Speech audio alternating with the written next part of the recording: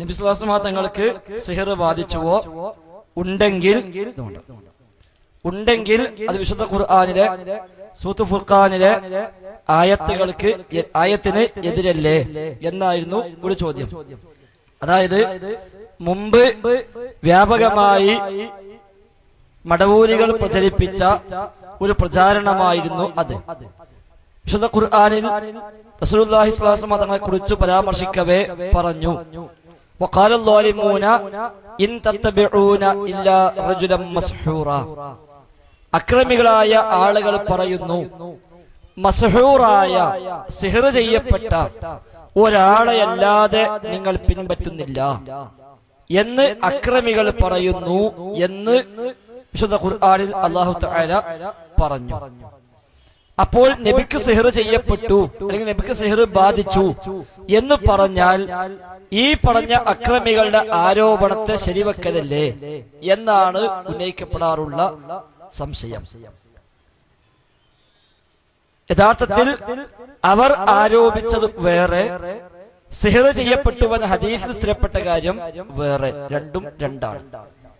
നബി സല്ലല്ലാഹു അലൈഹി വസല്ലം തങ്ങൾക്ക് സിഹർ ചെയ്യപ്പെട്ടുവെന്ന ഹദീസ് ഇമാം ബുഖാരി, മുസ്ലിം അടക്കമുള്ളവർ ഉദ്ധരിച്ചിട്ടുണ്ട്. ഒട്ടുമിക്ക ഹദീസ് ഗ്രന്ഥങ്ങളിലും അത് സ്ഥാനം പിടിച്ചിട്ടുമുണ്ട്. സ്വഹീഹുൽ ബുഖാരിയിൽ 6 തവണ ആവർത്തിച്ച് ഉദ്ധരിക്കപ്പെട്ട ഒരു ഹദീസാണ് അത്.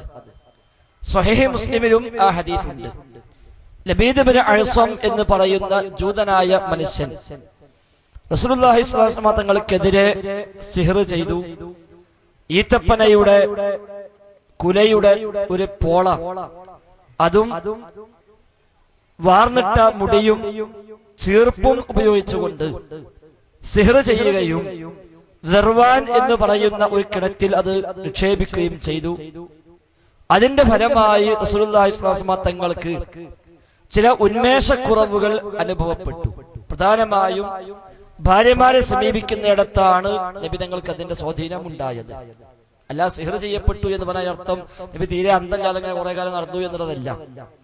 സമീപിക്കാൻ ഉദ്ദേശിക്കുന്നു, പക്ഷെ സാധിക്കുന്നില്ല.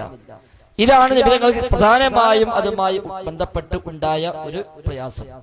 സിഹറിൽ പ്രധാനപ്പെട്ട ഒരു ഭാഗവും അതാണ്. സൂറത്ത് ബഖറയിൽ അല്ലാഹു തആല 102-ാമത്തെ ആയത്തിൽ സിഹറുമായി ബന്ധപ്പെട്ട് പരാമർശിച്ചപ്പോൾ പറഞ്ഞതും വയതഅല്ലമൂന മിൻഹുമാ മാ യുഫർരിഖൂന ബിഹി ബൈനൽ മർഇ വസൗജിഹി. ഒരു മനുഷ്യന്റെയും അവന്റെ ഭാര്യയുടെയും ഇടയിൽ വേർപിരിക്കുന്ന കാര്യം സിഹർ മുഖേന അവർ പഠിക്കുന്നു എന്നാണ് 102-ാമത്തെ ആയത്തിൽ സൂറത്ത് ബഖറയിൽ അല്ലാഹു തആല പരിചയപ്പെടുത്തിയത്. സിഹർ പല തരത്തിലുണ്ട്. ആളെ തന്നെ കൊന്നുകളയാൻ പര്യാപ്തമായ സിഹർ വരെ ഉണ്ട് എന്ന് അതുമായി ബന്ധപ്പെട്ട് രചിക്കപ്പെട്ട ഗ്രന്ഥങ്ങളിൽ നമുക്ക് കാണാൻ കഴിയും. താൽക്കാലികമായ രോഗമുണ്ടാക്കുന്നവയുണ്ട്. അതേപോലെ ചില പ്രത്യേകമായ സമയങ്ങളിൽ മാത്രം ചെറിയ പ്രയാസമുണ്ടാകുന്ന, അല്ലാത്ത സമയത്തൊന്നും പ്രശ്നമില്ല. ചില ആൾക്ക് മഗ്‌രിബിന് ശേഷം അല്ലെങ്കിൽ ചിലപ്പോൾ രാത്രി ഉറങ്ങാൻ കിടക്കുമ്പോ, അതല്ലെങ്കിൽ സുബഹിയുടെ കുറച്ച് മുമ്പ്, ഇങ്ങനെയൊക്കെയുള്ള പ്രത്യേക സമയങ്ങളിൽ മാത്രം ചെറിയ ബുദ്ധിമുട്ടുണ്ടാകുന്ന തരത്തിലുള്ള സിഹറുകൾ, ചെയ്യുന്ന ശൈലിയും ചെയ്യപ്പെടുന്ന ആളുടെ ശൈലിയും അത് ചെയ്യാൻ ഉപയോഗിച്ച പിശാചിന്റെ കാര്യങ്ങളും എല്ലാം അടിസ്ഥാനമാക്കി അതിൽ ചില മാറ്റങ്ങൾ ഉണ്ടാകും എന്ന് പറയപ്പെടുന്നു. അക്രമികൾ നബിയെ കുറിച്ച് ആരോപിച്ചത് റജുലുൻ മസ്ഹൂറാണ്, സിഹർ ബാധിതനായ ഒരു മനുഷ്യനാണ് എന്ന് അക്രമികൾ ആരോപിച്ചത് നബിക്ക് ലബീദ് സിഹർ ചെയ്തു, ആ സിഹർ ഏറ്റു എന്ന അർത്ഥത്തിലല്ല. മറിച്ച് റസൂലുള്ളാഹി സ്വല്ലല്ലാഹു അലൈഹി വസല്ലം തങ്ങൾ അല്ലാഹുവിന്റെ റസൂലല്ല, നബിയല്ല, ഖുർആൻ ദൈവികമല്ല. ഇയാൾക്ക് ആരെല്ലാമോ കൂടി സിഹർ ചെയ്ത് അത് മുഖേന ബുദ്ധിയുടെ നിലതെറ്റി ഭ്രാന്തനായി നടന്ന് ഭ്രാന്തമായ എന്തൊക്കെയോ വിളിച്ചു പറയുന്നതാണ് യഥാർത്ഥത്തിൽ ഇതൊക്കെ.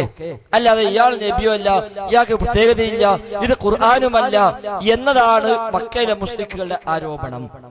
അത് ഇല്ല, അതുണ്ടെന്ന് ഒരിക്കലും ഇതുകൊണ്ട് വരുന്നുമില്ല. ഇനി സമാനമായി മുശ്രിക്കുകൾ ആരോപിച്ച ഒരുപാട് ആരോപണങ്ങളുണ്ട്. ഉദാഹരണമായി മുശ്രിക്കുകൾ എല്ലാ നബിമാരെയും കുറിച്ച് പറഞ്ഞു, മുഹമ്മദ് നബിയെ കുറിച്ചും പറഞ്ഞു, ഇയാൾ ഒരു ഷാഇറാണ്, കവിയാണെന്ന് പറഞ്ഞു. അല്ലാഹു തആല മറുപടിയും പറഞ്ഞു, വമാ അല്ലംനാഹു ശിഅറ വമാ യംബഗി ലഹു. നബിക്ക് നാം ശിഅർ, കവിത പഠിപ്പിച്ചിട്ടില്ല. വമാ യംബഗി ലഹു, ആ കവിത നബിക്ക് യോജിക്കുകയുമില്ല. ഇൻ ഹുവ ഇല്ലാ ദിക്റുൻ വ ഖുർആനും മുബീൻ. ഇത് വ്യക്തമായ ഒരു ഉത്ബോധനമാണ്, ഖുർആനാണ് എന്ന് അല്ലാഹു അവിടെ പറഞ്ഞു. അപ്പൊ നബി നബിയല്ല എന്നും നബിയുടെ ഈ വചനങ്ങൾ ദൈവീകമല്ല എന്നും അത് കേവലം കവിതയാണ് എന്നുമാണ് അവരുദ്ദേശിച്ചത്. അപ്പൊ അല്ലാഹു പറഞ്ഞു നബി കവിയല്ല, ഖുർആൻ കവിതയല്ല, ഖുർആൻ ദിക്റാണ്, ഖുർആനും മുബീനാണ്. എന്നാൽ ബുഖാരി മുസ്ലിം അടക്കമുള്ള മറ്റു ഒരുപാട് ഹദീസ് ഗ്രന്ഥങ്ങളിൽ റസൂലുള്ളാഹി സ്വല്ലല്ലാഹു അലൈഹി വസല്ലം തങ്ങൾ കവിത ചൊല്ലി എന്ന് നമ്മൾ കാണും. നബി കവിത ചൊല്ലി. ഖന്തഖ് യുദ്ധത്തിൽ കിടങ്ങ് കുഴിക്കുമ്പോൾ നബി തങ്ങൾ ചൊല്ലിയ ബൈത്ത് അല്ലാഹുമ്മ ലൗലാ അൻത മഹ്തദൈനാ വലാ തസദ്ദഖനാ വലാ സല്ലൈനാ തുടങ്ങിയ ആ പദ്യം നബി ചൊല്ലിയ പദ്യമാണ്. അല്ലാഹുമ്മ ലാ ഖൈറ ഇല്ലാ ഖൈറൽ ആഖിറ ഫൻസുരിൽ അൻസാറ വൽ മുഹാജിറ നബി തങ്ങൾ ചൊല്ലിയ പദ്യമാണ്. ഇങ്ങനെ നബി തങ്ങൾ പദ്യം ചൊല്ലിയത് പലയിടത്തും കാണും. ഒരാള് പറയാ നബി പദ്യം ചൊല്ലി എന്ന ഹദീസൊക്കെ ഖുർആനെതിരാണ്. കാരണം ഖുർആനിലുണ്ട് മുസ്ലിക്കീങ്ങളുടെ ആരോപണം നബി കവിയാണ് എന്ന്. നബി കവിത ചൊല്ലി എന്ന് പറഞ്ഞാൽ നബി കവിയാണ് എന്ന ആരോപണം ശരിയായില്ലേ, അതുകൊണ്ട് ആ ഹദീസ് സ്വീകരിക്കാൻ പറ്റൂല എന്ന് പറയുന്നത് എത്രമാത്രം മൗഢ്യമാണോ അതുപോലെ മൗഢ്യമാണിത്. മറ്റൊന്ന്, എല്ലാ അമ്പിയാക്കളെയും കുറിച്ച് പറഞ്ഞു, മുഹമ്മദ് നബിയെ കുറിച്ചും പറഞ്ഞതാണ്. ഇതെന്ത് നബിയാണ്? ഭക്ഷണം കഴിക്കുന്നു, അങ്ങാടി നടക്കുന്നു, ഇതാണോ നബീൻ? അപ്പൊ ഓല കണക്കിന് നബി എന്ന ഭക്ഷണം കഴിക്കാനും പാടില്ല, അങ്ങാടിക്ക് ഇറങ്ങാനും പാടില്ല, ഒരു പ്രത്യേകമായ രൂപത്തിൽ എവിടെയെങ്കിലും പോയി പ്രത്യേകമായി ഇരിക്കണം. അപ്പൊ ഇയാള് ഭക്ഷണം കഴിക്കുന്നുണ്ടല്ലോ, ഇയാൾ അങ്ങാടിക്ക് ഇറങ്ങുന്നുണ്ടല്ലോ, അതുകൊണ്ട് ഇയാൾ എന്ത് നബിയാണ്? ബുഖാരി മുസ്ലിം അടക്കമുള്ള ഉദ്ധരിച്ച ഹദീസ് ഗ്രന്ഥങ്ങളൊക്കെ കാണാം നബി തങ്ങൾ റൊട്ടി തിന്നു. അപ്പൊ ഇഷ്ടംപോലെയായി അത് പറയണ്ട, നബി റൊട്ടി തിന്നു എന്ന് പറഞ്ഞാല് ഒരു ആരോപണം ശരിയായല്ലോ എന്നൊരാള് പറയോ? ഇല്ലല്ലോ. അന്നും ഇന്നും നബി തങ്ങൾക്കെതിരെ പറയുന്നൊരു ആരോപണമാണ് നബി തങ്ങൾ സ്ത്രീ താല്പര്യക്കാരനാണ്. എന്താ കാരണം പറഞ്ഞത്? 10ലേറെ വിവാഹങ്ങൾ കഴിച്ചു. ഹദീസിൽ കാണാൻ നബി തങ്ങൾ 10ലേറെ വിവാഹം കഴിച്ചത്. ഒരാള് പറയാ നബി ഒറ്റ വിവാഹം കഴിച്ചിട്ടുള്ളൂ, 10ലേറെ വിവാഹം കഴിച്ചു എന്ന് പറഞ്ഞാല് ഒരാരോപണം ശരിയാകും എന്ന് പറഞ്ഞാലോ? ആകെ ഒറ്റൊന്നേ കഴിച്ചിട്ട് ബാക്കിയൊക്കെ വെറുതെ ഉണ്ടാക്കിയില്ല, അതൊന്നും ഉണ്ടെന്ന് സമ്മതിക്കണ്ട. അത് സമ്മതിച്ചാല് അവൻ നബിയെ കുറിച്ച് പറഞ്ഞ ആരോപണം ശരിയാകുമല്ലോ എന്ന് പറയാൻ പറ്റുമോ? നേരെ മറിച്ച് വിവാഹം കഴിച്ചിട്ടുണ്ട്, പക്ഷെ അതിന്റെ മറവിൽ അവർ എന്താണ് നബിയെ കുറിച്ച് ആക്ഷേപിക്കാൻ ശ്രമിച്ചത് അത് യാഥാർത്ഥ്യമല്ല. സ്ത്രീ താല്പര്യം കൊണ്ടല്ല വിവാഹം കഴിച്ചത്. പ്രത്യേക സാഹചര്യങ്ങളിൽ കഴിക്കേണ്ടി വന്നപ്പോൾ, വേറെ മാർഗമില്ലാതായപ്പോൾ നബി തങ്ങൾ അത്തരം സ്ത്രീകളെ ഏറ്റെടുത്തുവെന്നാണ് വസ്തുത എന്ന് പറഞ്ഞു കൊടുക്കണം. കവിത ചൊല്ലിയിട്ടുണ്ട്, പക്ഷെ കവിയല്ല. ഭക്ഷണം കഴിച്ചിട്ടുണ്ട്, അങ്ങാടിക്ക് ഇറങ്ങിയിട്ടുണ്ട്, അതുകൊണ്ട് നബി അല്ലാതിരിക്കുന്നില്ല എന്ന പോലെ സിഹർ ചെയ്യപ്പെട്ടിട്ടുണ്ട്, പക്ഷെ അവര് പറഞ്ഞ മസ്ഹൂർ ഏതോ തന്നെ മരണം ബാധിച്ച് ബുദ്ധിയെല്ലാം തെറ്റി വിളിച്ചുകൂവുന്ന എന്തോ ചില പദപ്രയോഗങ്ങൾ എന്ന് ഈ ഖുർആനെ പറ്റി പറയാവൂ എന്ന അവരെ ആരോപണം അത് ശരിയല്ല എന്നേ അതിനർത്ഥമുള്ളൂ. മാത്രവുമല്ല, ഈ ആയത്ത് വിശദീകരിച്ച 100 കണക്കായ ഖുർആൻ വ്യാഖ്യാതാക്കൾ സ്വഹാബത്ത് മുതൽ ഇങ്ങോട്ടുള്ളവർ അവരാരും ഈ ആയത്ത് വിശദീകരിച്ചപ്പോൾ ഇതിനെതിരായിട്ട് ഹദീസ് ഉണ്ട്, നിങ്ങൾ വിശ്വസിക്കാൻ പോണ്ട എന്ന് പറഞ്ഞിട്ടില്ല. ഈ ഹദീസ് ഇമാം ബുഖാരി 6 പ്രാവശ്യം ഉദ്ധരിച്ചു. ഇമാം ബുഖാരി ഹെഡിങ് കൊടുത്തത് തന്നെ ബാബു സുഹിറൻ നബിയു സല്ലല്ലാഹു അലൈഹി വസല്ലം, നബി തങ്ങൾ സിഹർ ചെയ്യപ്പെട്ടു എന്ന അധ്യായം എന്നാണ്. സഹീഹ് ബുഖാരിക്ക് 300ഓളം വ്യാഖ്യാന ഗ്രന്ഥങ്ങൾ ലോകത്തുണ്ടായിട്ടുണ്ട്. ആ വ്യാഖ്യാന ഗ്രന്ഥങ്ങളിൽ അഹ്ലുസുന്നയുടെ പണ്ഡിതന്മാർ എഴുതിയ ഒരൊറ്റ വ്യാഖ്യാന ഗ്രന്ഥത്തിലും ഈ ഹദീസ് ഖുർആനെതിരാണ് എന്ന് പറഞ്ഞിട്ടില്ല. പിന്നെ നമുക്ക് തോന്നുക അതിനെതിരാണല്ലോ, അങ്ങനെ തോന്നിയ ഒരുപാടുണ്ടാവും. അങ്ങനെയാണെങ്കിൽ മത്സ്യം കഴിക്കാൻ പാടില്ല. ഖുർആൻ അല്ലാഹു പറഞ്ഞാണ് ഹുരിമത് അലൈക്കുമുൽ മൈത്തതു, നിങ്ങൾക്ക് ശവം ഹറാമാകുന്നു. ശവം ഹറാമാകുന്നു, മത്സ്യം അനുവദനീയമാണ്. ഹദീസ് കാണാം. ഒരുത്തിന് വേണേ എന്ത് പറയാ, അത് ഖുർആനെതിരാ. ഖുർആൻ പറഞ്ഞ ശവം ഹറാമ്, പിന്നെ എങ്ങനെ മത്സ്യം ഹലാൽ എന്ന് പറയാ? അതുകൊണ്ട് ചത്ത മീൻ ഞാൻ തിന്നൂല, വേണമെങ്കിൽ ജീവനുള്ള മീനെ കൊണ്ടുപോയി അറുത്തിട്ട് തിന്നാന്നല്ലാതെ ചത്ത മീൻ ഞാൻ കഴിക്കൂല. ആ ഹദീസ് ഖുർആനെതിരാണ് എന്ന് പറയോ? ഇല്ല, അത് ഖുർആൻ വിശദീകരണമാണ്. ഖുർആനിൽ ശവം ഹറാം എന്ന് പറഞ്ഞു, നബി വിശദീകരണം കൊടുത്തു. എന്ത്?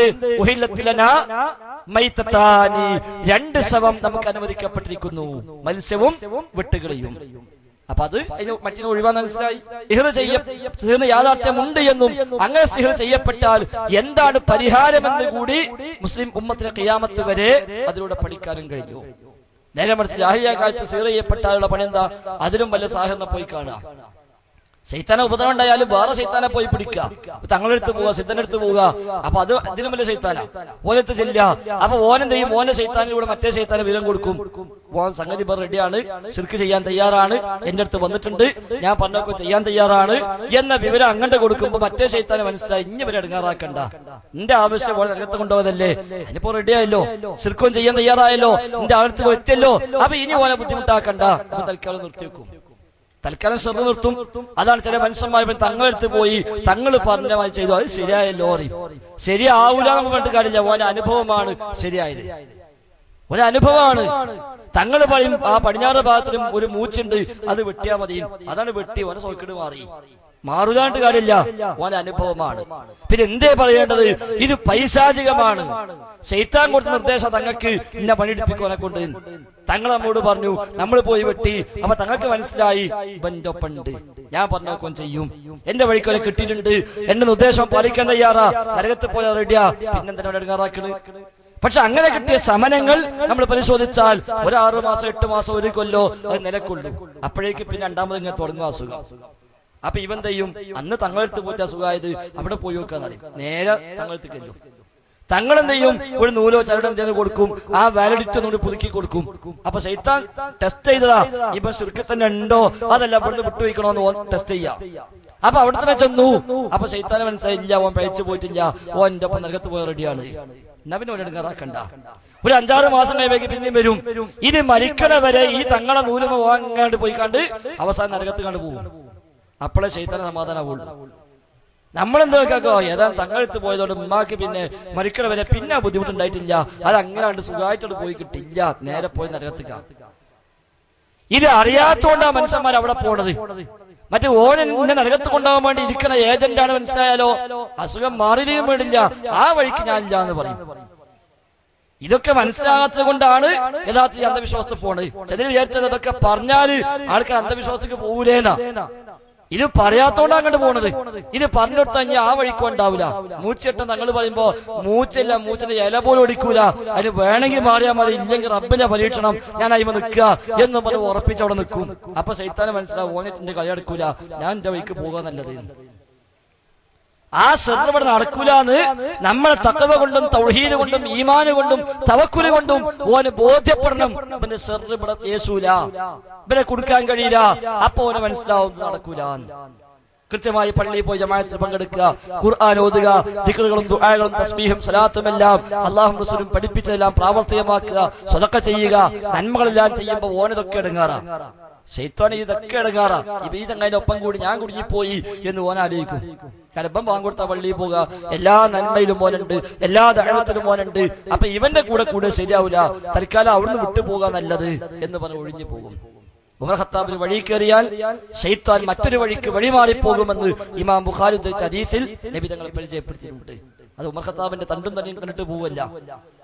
ഉമർ ഖത്താബിന്റെ ഈമാനും തഖ്വയും കൊണ്ട് ഒഴിഞ്ഞു പോകുക, അദ്ദേഹത്തിന് പിന്നാലെ കൂട്ടിയൊരു കാര്യമില്ല, അദ്ദേഹത്തെ പഴിപ്പിക്കാനും കഴിയില്ല, അതിനേക്കാൾ നല്ല വേറെ വഴി നോക്കുക നല്ലത് എന്ന അർത്ഥത്തിലാണ് ആയിരിക്കാം ആ പോക്ക് എന്ന് കൂടി മനസ്സിലാക്കുക. അപ്പൊ ഖുർആൻ ഒരിക്കലും ഈ ഹദീസ് എതിരല്ല, ഖുർആനും ഹദീസും ഒരിക്കലും എതിരാവുകയുമില്ല.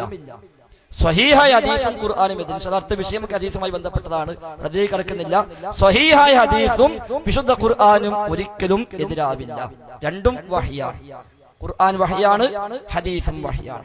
ഖുർആനിന്റെ ആശയവും പദവും വഹ്യാണ്, ഹദീസിന്റെ ആശയം വഹ്യാണ്, പദം നബിയുടേതാണ്.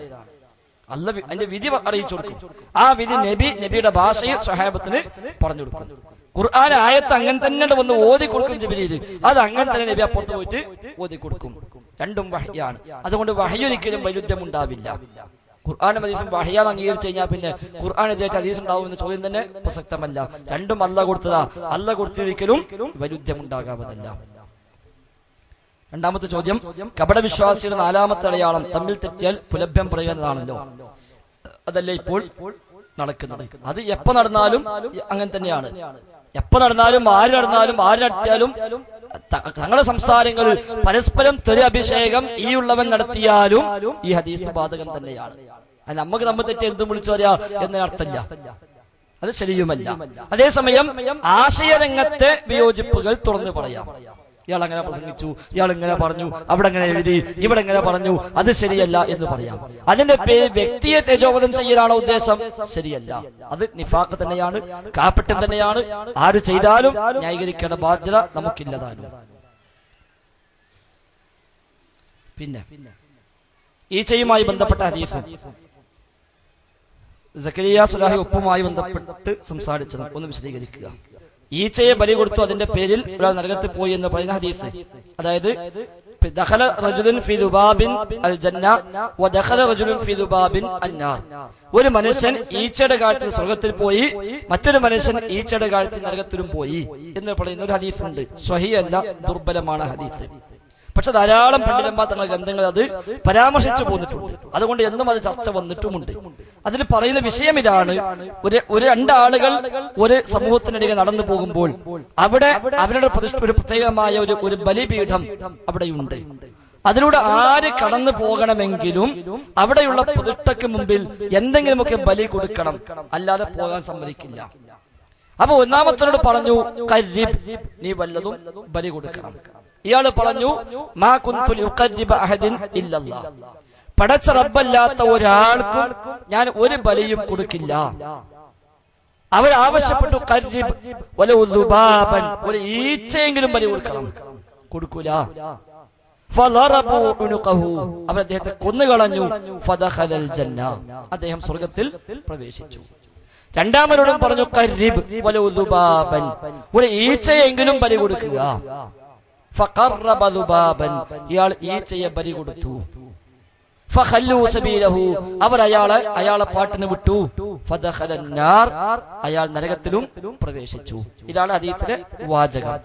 അവിടെ രണ്ടാമൻ ഈച്ചയെ ബലി കൊടുക്കാൻ തയ്യാറായി എന്നാണ് നമുക്ക് ഇത് മനസ്സിലാവുന്നത്.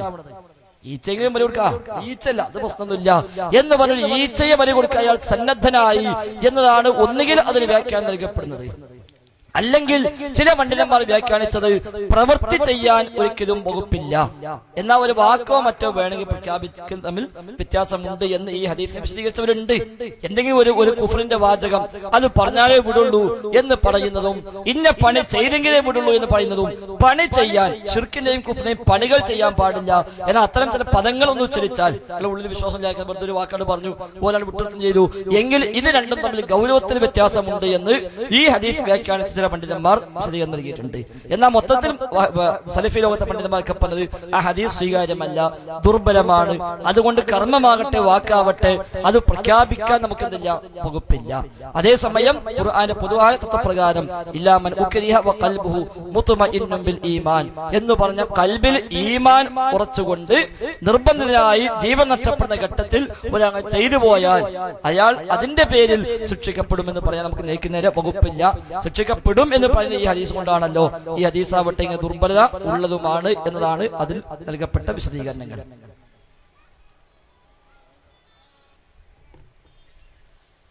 പിന്നെ വസിയത്തു ശിർക്ക് എന്നൊരു ഹുക്കുമുണ്ടോ? ഈ പുതിയ വിവാദം വരുന്നതിന് മുമ്പ് നമ്മൾ എന്തെങ്കിലും കാര്യം വസിയത്തു ശിർക്കിലാണെന്ന് പറഞ്ഞിട്ടുണ്ടോ? ഉണ്ട്. വസിയത്തു ശിർക്ക് എന്ന ഹുക്കുമല്ല, ഹുക്കുമ 5 എണ്ണമാണ്: ഹറാമ്, വാജിബ്, കറാഹത്ത്, സുന്നത്ത്, ജായിസ്. ഇതാണ് ഹുക്കുമുകൾ. മതപരമായ വിധികൾ 5 എണ്ണമാണ്.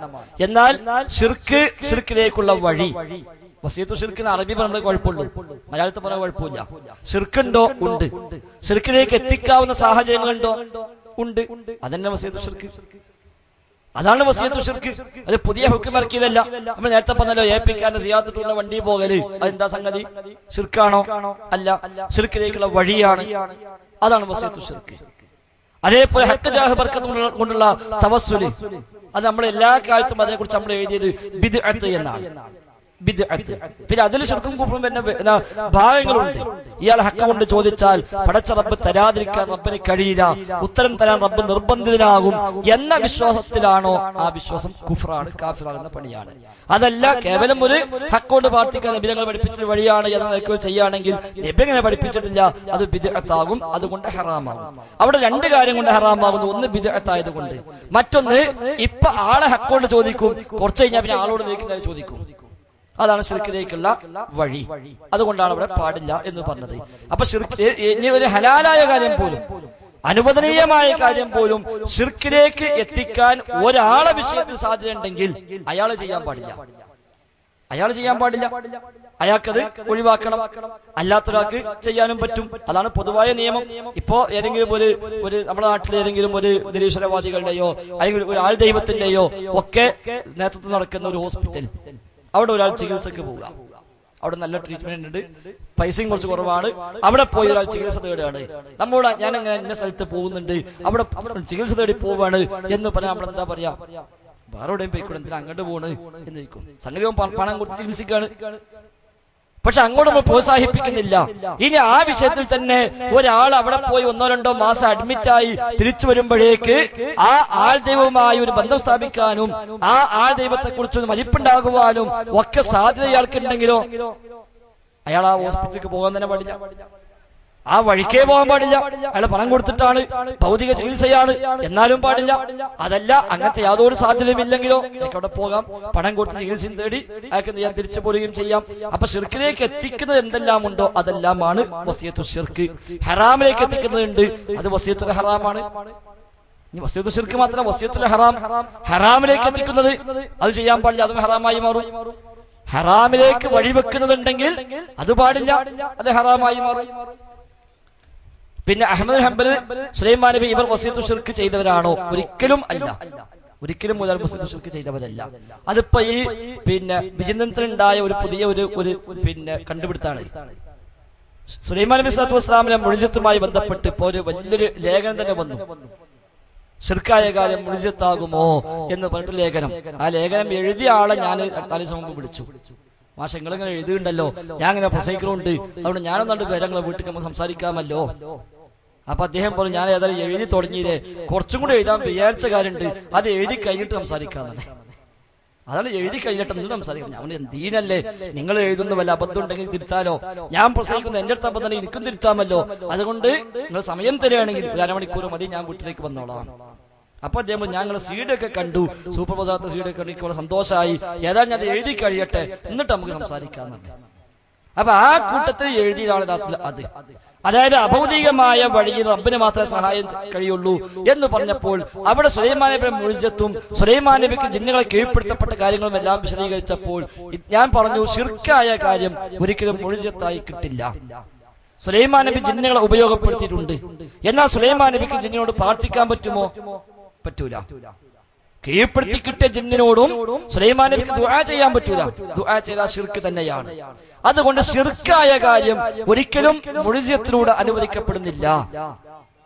അപ്പൊ അദ്ദേഹം ചോദിച്ചു, അങ്ങനെയാണെങ്കിൽ വസിയത്തു ശിർക്കായ കാര്യം, ഹറാമായ കാര്യം മുഅ്ജിസത്തായി കിട്ടുമോന്ന്? അല്ലാഹ് അനുവദിച്ചു കൊടുത്താൽ പിന്നെ വസിയത്തു ശിർക്ക് ഹറാമില്ലല്ലോ. ഒരു കാര്യം ചെയ്യാ അല്ലാഹ് കൽപ്പിച്ചാല് പിന്നെ ഹറാമുണ്ടോ? ഖിദർ നബി കുട്ടിയെ കൊന്നു, കൊലപാതകത്തിന് വിധി എന്താ? ഹറാം. ഖിദർ നബി ഹറാം ചെയ്തോ? ഇല്ല, അല്ലാഹ് ചെയ്യാൻ പറഞ്ഞു. അപ്പൊ അതിന് ഹറാം എന്ന വകുപ്പ് അല്ലാഹ് ഒഴിവാക്കി കൊടുത്തു. അതാ ഖിദർ നബി അവസാനം മൂസാ നബിയോട് പറഞ്ഞതും, വമാ ഫഅൽതുഹു അൻ അംരി, എന്റെ തീരുമാനപ്രകാരമല്ല ഞാനിത് ചെയ്തിട്ടുള്ളത്, എന്റെ തീരുമാനപ്രകാരമല്ല ഞാൻ ചെയ്തിട്ടുള്ളത്, അല്ലാഹ് ചെയ്യാൻ പറഞ്ഞു, അപ്പൊ ചെയ്തു.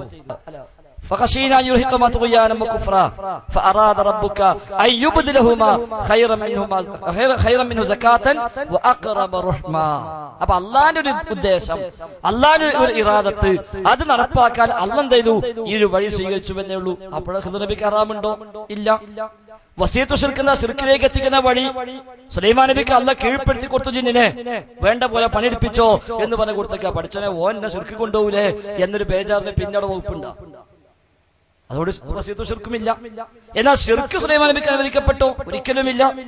സുലൈമാൻ നബി ആ ജിന്നിനോട് ദുആ ചെയ്താലോ ശിർക്ക് തന്നെയാണ്. വലഖദ് ഊഹിയ ഇലൈക വഇദല്ലദീന മിൻ ഖബ്ലിക, താങ്കൾക്ക് മുമ്പുള്ളവർക്കും നൽകിയ വഹ്യാണ്, ശിർക്ക് ചെയ്താൽ പൊളിഞ്ഞു പോകും. ആ മിൻ ഖബ്ലിക ആര് വിട്ടു? സുലൈമാൻ നബിയും വിട്ടു. അത് ഞാൻ നേരത്തെ പറഞ്ഞു, ശിർക്ക് തൗഹീദിൽ പുതിയ നിയമമില്ല. അത് ആദം നബി മുതൽ മുഹമ്മദ് നബി വരെയുള്ള എല്ലാ അമ്പിയാക്കളും സ്വീകരിച്ചത് ഒരേ തൗഹീദാണ്. അന്ന് ശിർക്കായത് എന്നും ശിർക്കാണ്, അന്ന് തൗഹീദായത് എന്നും തൗഹീദാണ്. റസൂലുള്ളാഹിന്റെ കാലത്ത് പ്രബോധനത്തിന്റെ ആദ്യഘട്ടത്തില് ഖബർ സിയാറത്ത് പാടില്ല എന്ന് പറഞ്ഞു. അന്ന് ഖബർ സിയാറത്ത് എന്താണ്? ശിർക്കിലേക്കുള്ള വഴിയാണ്. പിന്നീട് ആ വഴി അടഞ്ഞു, തൗഹീദ് ശരിയായി, എല്ലാവരും ഉറച്ച വിശ്വാസികളായി. ഇനി ഓലെ കാര്യത്തിന് പേടില്ല. അവൻ നബി പറഞ്ഞു, കുന്തു നഹൈതുക്കും അൻ സിയാറത്തിൽ ഖുബൂർ അലാ ഫസുറുഹാ, ഖബർ സിയാറത്ത് പാടില്ല എന്ന് ഞാൻ പറഞ്ഞിരുന്നു, നിങ്ങൾ സന്ദർശിച്ചു കൊള്ളുക. അപ്പൊ വസീല അല്ലാതായി. അത് ആൾക്കും സന്ദർഭത്തിനും സാഹചര്യത്തിനും എല്ലാം അനുസരിച്ച് വസീല മാറി മാറി മാറി വരും. അതിനനുസരിച്ച് അയാൾക്ക് വിധികൾ ബാധകമാവുകയും ചെയ്യും. ഒരു അന്യ സ്ത്രീയെ സ്പർശിക്കുന്നതിന്റെ വിധി എന്ത് എന്ന് വെച്ചാൽ നമ്മളൊക്കെ എന്താ പറയാ? ഹറാം. എന്നാ എത്രയോ ഡോക്ടർമാര് എത്രയോ പെണ്ണുങ്ങളെ സ്പർശിക്കുന്നുണ്ട്. നമ്മളവരോട് ഹറാം പറയണ്ട, അവിടേക്ക് ഹറാമില്ല. അതേ ഡോക്ടറുടെ മനസ്സിൽ തെറ്റായ ചിന്ത ഉണ്ടെങ്കിലോ ആ സ്പർശനം ഹറാമായും ചെയ്തു. അപ്പൊ അത്തരം നിയമങ്ങളുണ്ട്. എല്ലാവർക്കും ഒരേ സ്വരത്തിൽ പഠിപ്പിക്കപ്പെട്ട പൊതുവായ ഹറാമും ഹറാമും ഉണ്ട്. അത് അങ്ങനെ തന്നെ നിൽക്കും, അത് മാറ്റം വരില്ല. സന്ദർഭവും സാഹചര്യവും അനുസരിച്ച് ഹറാമാകുന്ന കാര്യങ്ങളുണ്ട്. ആ സന്ദർഭം സാഹചര്യം ഉണ്ടാകുമ്പോഴേക്കും ചെയ്യും അത് ഹറാമായി മാറുകയും ചെയ്യും. പിന്നെ നമ്മെ സംബന്ധിച്ചിടത്തോളം കാര്യകാരണ ബന്ധങ്ങൾക്ക് അധീനം എന്ന വേർതിരിക്കപ്പെടുന്നത് മനുഷ്യ കഴിവിന്റെ പരിധിയുടെയും പരിധി ഇല്ലായ്മയുടെയും അടിസ്ഥാനത്തിലാണല്ലോ. എന്നാൽ ജിന്നിന്റെ കാര്യത്തിൽ ഭൗതികം അഭൗതികം എന്നത് വേർതിരിക്കാൻ നാം അവലംബിക്കേണ്ട മാനദണ്ഡമെന്ന് പ്രാമാണികബദ്ധമായി വിശദീകരിക്കുമോ? പോക്കര് പൂഴിത്തറ. അതായത് കാര്യകാരണത്തിന് അധീനം എന്നത് മനുഷ്യന്മാർക്ക് മാത്രമുള്ളതല്ല. എല്ലാ സൃഷ്ടിക്കും അതിൻ്റെതായ ഒരു കാര്യകാരണ ബന്ധമുണ്ട്. എല്ലാ സൃഷ്ടിക്കും അതിൻ്റെതായ ഒരു ഭൗതികതയുണ്ട്. എല്ലാ സൃഷ്ടികൾക്കും അതിൻ്റെതായ ഒരു പ്രകൃതമുണ്ട്. അതാണ് കാര്യകാരണ ബന്ധം. അത് ഒരാൾക്ക് മറ്റേ അപേക്ഷിച്ച് വ്യത്യാസം ഉണ്ടാവാം. എല്ലാ മനുഷ്യന്മാരുടെയും കഴിവ് ഒരുപോലെയാണോ? അല്ലല്ലോ. ചില മനുഷ്യന്മാര് ഒരു 50 കിലോ വഹിക്കും ലോഡ്, ചില മനുഷ്യന്മാർ കിൻഡല് വഹിക്കും, ചില മനുഷ്യന്മാർക്ക് ലോഡ് ഏറ്റെന്ന് ആലോചിക്കാൻ പറ്റൂല. ഓരോരുത്തർക്കും ഓരോ കഴിവാണ്. അതുകൊണ്ട് ഒരാളോട് ഇപ്പൊ ഞാൻ ഒരാൾ ചോദിക്കുകയാണ്, എടാ ഒരു 10 കിൻഡൽ വേണ്ട, അതൊന്ന് തലയിക്കാണ് വെച്ചേറ്റ ചോദിച്ചാൽ ശിർക്കാവോ? ഇല്ലല്ലോ. എന്തോ ആളെ കളിയാക്കാൻ നോക്കും, ഓനെ കഴിയാത്ത കാര്യം, ഓനെ കഴിയാത്ത കാര്യമാണ്. അതുകൊണ്ട് അവിടെ ശിർക്ക് വരുന്നില്ല. അപ്പൊ കാര്യകാരണ ബന്ധം എന്നുള്ളത് മൊത്തം സൃഷ്ടികൾക്കുള്ള ഒരു സംവിധാനമാണ്, ഒരു സിസ്റ്റമാണ്. അത് ജിന്നിനുണ്ട്, മലക്കിനുണ്ട്, മനുഷ്യനോടൊക്കെ ഉണ്ട്. ജിന്നിന് കാഴ്ചയുണ്ട്, കേൾവിയുണ്ട്. എങ്ങനെ കാണുന്നത്, എങ്ങനെ കേൾക്കുന്നത്? അവൻ അല്ലാഹു കൊടുത്ത സിസ്റ്റം പ്രകാരം. അതിനപ്പുറം കാണാൻ കഴിയില്ല. നമ്മളെക്കാൾ ഏറെ കാണാൻ ഒരു പക്ഷെ കഴിഞ്ഞേക്കാം. അതിനപ്പുറം അവന്റെ പരിധിക്ക് അപ്പുറം കാണാൻ പറ്റുമോ? കഴിയില്ല. മലക്കിന് കാഴ്ചയുണ്ട്, എങ്ങനെ കാണുന്നത്? ആ സിസ്റ്റമാണ്. അല്ലാഹു കൊടുത്ത സംവിധാനമുണ്ട് മലക്കിന്. ആ സംവിധാനത്തിന് ഉള്ളിൽ നിന്നുകൊണ്ട് മലക്കിന് കാഴ്ചയുണ്ട്, കേൾവിയുണ്ട്, കഴിവുണ്ട്, ശക്തിയുണ്ട്. എന്നാ അതിനപ്പുറം ചെയ്യാൻ കഴിയോ? ഇല്ല. എത്രയോ സമുദായങ്ങളെ അള്ളാഹു മലക്കളെ പറഞ്ഞയച്ച് നശിപ്പിച്ചു. എങ്ങനെ നശിപ്പിക്കലാ മലക്കള്? ഓലിങ്ങനെ അവിടെ ഇരുന്നിട്ട് ഓണ് നശിക്കട്ടെ വിചാരിച്ച നശിക്കലാ? ഇല്ല.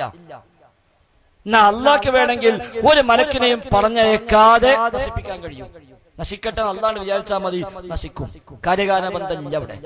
ഭൗതിക സംവിധാനം ഒന്നും വേണ്ട, അത് അഭൗതികമാണ്, അത് റബ്ബിന് മാത്രം. ഒരു മലക്കിന് അള്ളാഹു ഒരു സമൂഹത്തെ നശിപ്പിക്കാൻ ഏൽപ്പിച്ചാൽ ആ മലക്ക് ആകാശത്തിൽ നിന്ന് പറന്നിറങ്ങി ആ നാട്ടിൽ വരുന്നു. ആ നബിക്ക് വിവരം കൊടുക്കുന്നു, നബിയുള്ള കാലത്താണെങ്കിൽ. എന്നിട്ട് രക്ഷപ്പെടാൻ പറയേണ്ടവരുണ്ടെങ്കിൽ അവരോട് രക്ഷപ്പെടാൻ വേണ്ടി പറയുന്നു. എന്നാൽ അള്ളാഹ് നിശ്ചയിച്ച പണി എന്തോ അത് ചെയ്യുന്നു. ഒന്നുകിൽ ഒരു മല പൊക്കിയെടുത്ത് അതുമായി ചുമന്ന് വന്ന് ഓലമേത്ത് കിട്ടും, അല്ലെങ്കിൽ ആ നാട് തന്നെ പൊക്കിയിട്ട് മറിച്ചിടും. അതാ കാര്യകാരണ ബന്ധം. അതിനപ്പുറം ചെയ്യാൻ കഴിയും. അത് കഴിഞ്ഞ് തിരിച്ചു പോകും. ജിബ്രീൽ അലൈഹിസ്സലാത്തു വസ്സലാം വഹയുമായി വരുന്ന മലക്ക. എങ്ങനെ വഹയ കൊടുക്കുക എന്നുള്ള അഭൗതികമായ കഴിവാ? എങ്ങനെ കൊടുക്കല്? ആകാശത്തിൽ ഇറങ്ങി വരും, റസൂലുള്ളാഹിന്റെ വീട്ടിലെത്തും. ഒന്നുകിൽ മനുഷ്യ രൂപത്തിൽ വരും, അല്ലെങ്കിൽ അശ്ലീലിയായി വരും, ഓതി കൊടുക്കും, നബി കാണാപ്പാഠം പഠിക്കും, മലക്ക് തിരിച്ചു പോകും. ഇതാണ് ഭൗതികം, ഇതാണ് കാര്യകാരണ ബന്ധം. അപ്പൊ ഏത് സൃഷ്ടിയും ഈ കാര്യകാരണ ബന്ധം ബേസ് ചെയ്തുകൊണ്ട് മാത്രമേ പ്രവർത്തിക്കുന്നുള്ളൂ. അത് ഒരാളെ കാര്യകാരണ ബന്ധം മറ്റേ കാരണമൊന്നുമില്ല. ജിന്നിന്റെ മനുഷ്യന്മാർക്ക് അറിയണമെന്നില്ല, മനുഷ്യന്റെ ജിന്നിനും പറയണമെന്നില്ല. കാര്യകാരണ ബന്ധം എല്ലാത്തിനുമുണ്ട്. ആ കാര്യകാരണ ബന്ധത്തിന്റെ അടിസ്ഥാനത്തിൽ പ്രവർത്തിക്കും എന്ന വിശ്വാസം ശിർക്കല്ല. അതിനപ്പുറം പ്രവർത്തിക്കും എന്ന വിശ്വാസം ശിർക്കുമാണ്. കാര്യകാരണ ബന്ധത്തിന് ഉള്ളിൽ നിന്നുകൊണ്ട് പണിയെടുക്കും എന്ന് വിശ്വസിച്ചാൽ അത് ശിർക്കല്ല. അതിന് അധീനമായി പണിയെടുക്കുന്ന വിശ്വസിച്ചാലോ ശിർക്കുമാണ്. പക്ഷേ എവിടുന്ന് വിളിച്ചാലും ജിബ്രീൽ അത് കേൾക്കും എന്നുള്ള വിശ്വസിച്ചാലോ ശിർക്കാണ്. എപ്പോ വിളിച്ചാലും കേൾക്കും, ആ വിശ്വാസം എന്താ? ശിർക്കാണ്. ജിബ്രീൽ റസൂലുള്ളാഹിന്റെ മുമ്പിൽ വന്നു, നബി തങ്ങൾ വർത്തമാനം പറഞ്ഞു, ജിബ്രീൽ കേട്ടു, ഇത് വിശ്വസിച്ചാലോ? ശിർക്കല്ല. അതെന്താ? ഒന്ന് കാര്യകാരണം ബന്ധ അടിസ്ഥാനത്തിലുള്ള വിശ്വാസമാണ്, മറ്റത് അതീതമായ വിശ്വാസമാണ്. അത് വിശ്വസിക്കാൻ തന്നെ പാടില്ല. ആ വിശ്വാസമാണ് ശിർക്ക്. ആ അടിസ്ഥാനത്തിൽ ചോദിച്ചാൽ ആ ചോദ്യം പ്രാർത്ഥനയാണ്. മറ്റടിസ്ഥാനത്തിൽ ചോദിച്ചാൽ ആ ചോദ്യം പ്രാർത്ഥന എന്ന് പറയില്ല. ചോദിക്കാൻ പറ്റൂലേ? അത് മനുഷ്യനനുസരിച്ചും ജിന്നിനനുസരിച്ചും മലക്കനുസരിച്ചും ഒക്കെ എന്ത് ചെയ്യാം? അതിന് മത നിയമങ്ങൾ മാറി മാറി വരാം. എന്നാൽ ശിർക്ക് വരണോ, പ്രാർത്ഥനയാകണോ? കാര്യകാരണ ബന്ധങ്ങൾക്ക് അതീതമായ കഴിവുണ്ട് എന്ന വിശ്വാസമാണ് പ്രാർത്ഥനയുടെ ബേസ്, ആരാധനയുടെ ബേസ്. AP അബ്ദുൽ ഖാദർ മൗലവിയുടെ ദൈവവിശ്വാസം ഖുർആനിൽ എന്ന പുസ്തകത്തിന്റെ 30-ാമത്തെ പേജിൽ അദ്ദേഹം പറഞ്ഞു, കാര്യകാരണ ബന്ധങ്ങൾക്ക് അതീതമായ കഴിവുണ്ട് എന്ന് താൻ വിശ്വസിക്കുന്നവരോട് ആ അടിസ്ഥാനത്തിൽ ചോദിക്കുന്ന ചോദ്യമാണ് പ്രാർത്ഥന എന്ന്. അവിടെയാണ് ശിർക്ക് വരിക, അല്ലാത്തത് ശിർക്ക് വരൂല എന്നർത്ഥം. ജിന്നിന്റെ കഴിവിൽ പെട്ടത് ചോദിക്കുന്നത് ശിർക്കല്ല എന്ന് സക്കരിയ സ്വലാഹി പറയുന്നുണ്ടല്ലോ. ഏതാണ് ഈ കഴിവ് വിശദീകരിച്ചാലും അത് സക്കരിയ സ്വലാഹി മാത്രം ഞാനിപ്പോ പറഞ്ഞു. നമ്മളിതെല്ലാം കൂടി സക്കരിയ സ്വലാഹിന്റെ തലയ്ക്ക് വെക്കേണ്ട ആവശ്യമൊന്നുമില്ല. സക്കരിയ സ്വലാഹി ഒന്നുമല്ല, അദ്ദേഹം നമ്മളൊക്കെ പോലെ മനുഷ്യൻ തന്നെ. നമ്മളാരും സക്കരിയ സ്വലാഹിന്റെ കൂടെ കൂടിയിട്ടില്ല. നമ്മൾ ഒരു ഹക്കിന്റെ കൂടെ കൂടി അതിൽ സ്വലാഹിയും നമ്മോടൊപ്പം ഉണ്ട് എന്നേ ഉള്ളൂ. ഇപ്പൊ നാളെ പിറ്റേന്ന് മൂപ്പരോട് വിട്ടാലോ? നിങ്ങൾ പോയിക്കോളിന്നറിയാം. ഞാൻ വിട്ടാലോ? എന്നോട് പോകാൻ പറയാം. വ്യക്തികൾക്കല്ല പ്രധാനം. അപ്പൊ സക്കരിയ സ്വലാഹി അങ്ങനെ പറഞ്ഞു, സക്കരിയ സ്വലാഹി ഇങ്ങനെ പറഞ്ഞു എന്നതല്ല വിഷയം. ഏത് സൃഷ്ടിയോടും, അത് ജിന്നു മാത്രമല്ല, ഏത് സൃഷ്ടിയാവട്ടെ, ആ സൃഷ്ടിയോടുള്ള ചോദ്യം ദുആ ആകുന്നതെപ്പോൾ, അല്ലാത്തതെപ്പോൾ. അതാണ് തർക്കം. എപ്പോൾ ദുആ ആകും? ദുആ ആയാൽ ശിർക്ക് തന്നെ. എപ്പോൾ ദുആ ആകും, എപ്പോൾ ദുആ ആകില്ല, അതാണ് അഭിപ്രായ വ്യത്യാസമുള്ളത്. ഡോക്ടറോട് രോഗം സുഖമാക്കണേ എന്ന് പറഞ്ഞാൽ ദുആ അല്ല, ശിർക്കല്ല. മുഹീദ്ദീൻ ശൈഖേ രോഗം സുഖമാക്കണേ എന്ന് പറഞ്ഞ ദുആ ആണ്, ശിർക്കാണ്. എന്താണ് വേർതിരിക്കുന്ന ഘടകം? അതിനാണ് കഴിവപ്പെട്ടും കഴിവപ്പെടാത്തതും പറഞ്ഞത്. എന്ന പോലെ ജിന്നുകൾക്ക് ജിന്നുകളെ കഴിവുണ്ട്, അത് ഖുർആൻ കൊണ്ട് സ്ഥിരപ്പെട്ട കാര്യമാണ്. അവൻ നമ്മളെ കാണും, നാം അങ്ങോട്ട് കാണില്ല, അല്ലാഹ് പറഞ്ഞു. നമ്മുടെ ശബ്ദം അവർ കേൾക്കും, ഹദീസിൽ വന്നു. അവർക്ക് പല കഴിവുമുണ്ട്, ഖുർആനിൽ വിശദീകരിച്ചു. ഇപ്പൊ സുലൈമാൻ നബിക്ക് പണിയെടുത്തു കൊടുത്തു, മുഅ്ജിസത്തല്ലേ എന്ന് പറയും. മുഅ്ജിസത്ത് പണിയെടുത്തതല്ല, പണിയെടുപ്പിച്ചതാണ്. സുലൈമാൻ നബി പണി എടുപ്പിച്ചതാണ് മുഅ്ജിസത്ത്, പണിയെടുത്തത് മുഅ്ജിസത്തല്ല. കാരണം ജിന്നിന് എന്തില്ല? മുഅ്ജിസത്തില്ല. കടലിൽ മുങ്ങി മുത്തുവാരി കൊടുത്തു സുലൈമാൻ നബിക്ക്. സുലൈമാൻ നബിയുടെ കൽപ്പന പ്രകാരം മുത്തുവാരിയത് മുഅ്ജിസത്താണോ? അല്ല. സുലൈമാൻ നബി പറഞ്ഞയച്ച് പണിയെടുപ്പിച്ചു എന്നതാണ് മുഅ്ജിസത്ത്. മറ്റത് ഓന്റെ കഴിവാണ്, പ്രകൃതമാണ്. സിംഹാസനം ആര് കൊണ്ടുവരും എന്ന വെല്ലുവിളിക്ക് ഇഫ്രീത്ത് ആദ്യം മറുപടി പറഞ്ഞു, താങ്കൾ എണീക്കും മുമ്പ് ഞാൻ കൊണ്ടുവരാം. അന ആതീക ബിഹി ഖബ്ല അൻ തഖൂമ മിൻ മഖാമിക. താങ്കളുടെ സഭയിൽ നിന്ന് താങ്കൾ എണീക്കുന്നതിന് മുമ്പ് ഞാനത് കൊണ്ടുവരാം. ഈ കൊണ്ടുവരാം എന്ന് പറഞ്ഞത് മുഅ്ജിസത്താണോ? അല്ല. സുലൈമാൻ നബിയുടെ കൽപ്പനക്കനുസരിച്ച് കൊണ്ടുവരാൻ കഴിഞ്ഞു എന്നതാണ് മുഅ്ജിസത്ത്. മറ്റൊരു പോലെ കഴിവാ. കാരണം അവിടെ അല്ലാഹ് പ്രത്യേകം എടുത്തു പറഞ്ഞു എങ്ങനെ കൊണ്ടുവരിക. വ ഇന്നി അലൈഹി ലഖവിയ്യുൻ അമീൻ. ഖാല ഇഫ്രീതു മിനൽ ജിന്നി അന ആതീക ബിഹി ഖബ്ല അൻ തഖൂമ മിൻ മഖാമിക. താങ്കളുടെ ഈ സഭയിൽ നിന്ന് താങ്കൾ എണീക്കുന്നതിന് മുമ്പ് ഞാൻ അത് താങ്കൾക്ക് കൊണ്ടുവന്ന് തരാം. എങ്ങനെ കൊണ്ടുവരും? വ ഇന്നി അലൈഹി ലഖവിയ്യുൻ അമീൻ. ഞാൻ അതിന് കഴിവുള്ളവനാണ്, വിശ്വസ്തനാണ്. ഓന്റെ കഴിവാണ്. ആ കഴിവ് മുഅ്ജിസത്തല്ല. അത് ഉപയോഗപ്പെടുത്താൻ സുലൈമാൻ നബിക്ക് അനുവാദം കിട്ടി, അതാണ് മുഅ്ജിസത്ത്. അപ്പൊ എന്നെ ഒരാൾക്ക് കീഴ്പ്പെടുത്തി കൊടുത്ത് അടിമയാക്കി എന്ന് പറഞ്ഞാൽ അതുകൊണ്ട് എനിക്ക് ഇല്ലാത്ത കഴിവുണ്ടാവില്ലല്ലോ. ഉള്ള കഴിവെന്ത് ചെയ്യാം? അയാൾക്ക് എങ്ങനെയും ഉപയോഗപ്പെടുത്താം. അതാണ് അവിടെ ഉണ്ടായത്. അപ്പൊ കഴിവുകൾ അവർക്കുണ്ട്. ആ കഴിവപ്പെട്ടൊരു കാര്യം ഒരാൾ ഉപയോഗപ്പെടുത്തുകയോ അത് ചോദിക്കുകയോ ചെയ്താൽ അതിന് ദുആ എന്ന് പറയാൻ, പ്രാർത്ഥന എന്ന് പറയാൻ. അതിനപ്പുറമുള്ള ഒരു ചോദ്യമാണോ? ദുആയാണ്, പ്രാർത്ഥനയാണ്, ശിർക്കാണ്. അത് സക്കരിയ സ്വലാഹി മാത്രം പറഞ്ഞതല്ല, അത് ആദം നബി മുതൽ സ്വീകരിച്ചു പോന്ന തൗഹീദാണ്. ആദം നബി മുതൽ സ്വീകരിച്ചു പോന്ന തൗഹീദാണ്. കഴിവിൽപ്പെട്ടത് ചോദിക്കൽ ദുആ അല്ല, കഴിവിനപ്പുറമുള്ളത്, അല്ലെങ്കിൽ ഗായിബിനോട് ചോദിക്കല്, അല്ലെങ്കിൽ മയ്യിത്തിനോട് ചോദിക്കല്, റബ്ബിന് മാത്രം കഴിയുന്ന കാര്യം ചോദിക്കല്, അതിനാണ് ദുആ എന്ന് പറയുക. എന്നാൽ മുഹീദ്ദീൻ ശൈഖിനെ സമസ്തക്കാരെ വിളിക്കുമ്പോൾ ശൈഖ് ഹയ്യല്ല, മയ്യിത്താണ്. അതോടുകൂടി ശൈഖിനുള്ള ഏത് ചോദ്യവും എന്തായി? ദുആയി മാറി, ശിർക്കായി മാറി. ഇനി കാര്യകാരണ ബന്ധത്തിന്റെ അടിസ്ഥാനത്തിൽ ശൈഖ് ചെയ്യുമെന്ന് വിശ്വസിക്കുകയാണെങ്കിലോ? മൊഹീദ്ദീൻ ശൈഖ് ആളെ വിളിച്ചു. അതിന്റെ വിശ്വാസം എന്താ? ശൈഖ് ഖബറിന്റെ കല്ലൊക്കെ പൊളിച്ച് മാറ്റി അവിടെ ഒരു വാതിലൊക്കെ ഉണ്ടാക്കി മൂപ്പര് പുറത്തേക്ക് ചാടി തുണിങ്ങുപ്പായൊക്കെ മാറ്റി അവിടുന്ന് എയർപോർട്ടിൽ വന്ന് ഫ്ലൈറ്റ് കയറി കാലിക്കറ്റ് വന്ന് ഇറങ്ങി ഒരു ടാക്സി ഒക്കെ വിളിച്ച് മൂപ്പര് നമ്മളെ വീട്ടിൽ ഇപ്പം കണ്ട് വരും എന്നാണ് വിശ്വസിക്കണമെങ്കിലോ നമ്മളെന്താ പറയാ? തലക്ക് സുഖമില്ല, തലക്ക് സുഖമില്ല എന്നല്ലേ പറയുള്ളൂ. കാരണം ആ ഭൗതിക സംവിധാനം ശൈഖിന് ഇന്നില്ല. ഉണ്ട് എന്ന് വിശ്വസിച്ചാൽ അത് ഓന്റെ വിഡ്ഢിത്തരമാണ്. എന്നാ ഇതൊന്നും ഇല്ലാതെ ശൈഖ് വരും, ഇതൊന്നും ആവശ്യമില്ല, ശൈഖ് ഇവിടെ ഹാജരാകും, എന്റെ വിളി കേൾക്കും, എന്നെ കാണും, എന്റെ പ്രശ്നം മനസ്സിലാക്കും എന്നാണല്ലോ വിളിക്കുന്നതിന് ഉദ്ദേശം. ആ വിശ്വാസം തന്നെ ശിർക്കാണ്. കേൾക്കുമെന്ന് ശിർക്കാണ്, കാണുമെന്ന് ശിർക്കാണ്, വരുമെന്ന് ശിർക്കാണ്, സഹായിക്കുമെന്ന് ശിർക്കാണ്. ആ വിശ്വാസമെല്ലാം ശിർക്കാണ്. അവിടെ ചോദിച്ച ചോദ്യമോ ദുആ ആണ്, അതും പ്രാർത്ഥനയാണ്, അതും ശിർക്കാണ്. അതുകൊണ്ട് ഒരു ചോദ്യം ശിർക്കാകണമെങ്കിൽ അവിടെ സ്വാഭാവികമായ ഒരു വിശ്വാസം അതിന് ബാക്കിൽ ഉണ്ടാകും. ആ വിശ്വാസം ശിർക്കാണ്. ആ അടിസ്ഥാനത്തിൽ ചോദിക്കുന്ന ചോദ്യവും ശിർക്കാണ് എന്നതാണ് അതിലുള്ള വ്യത്യാസം.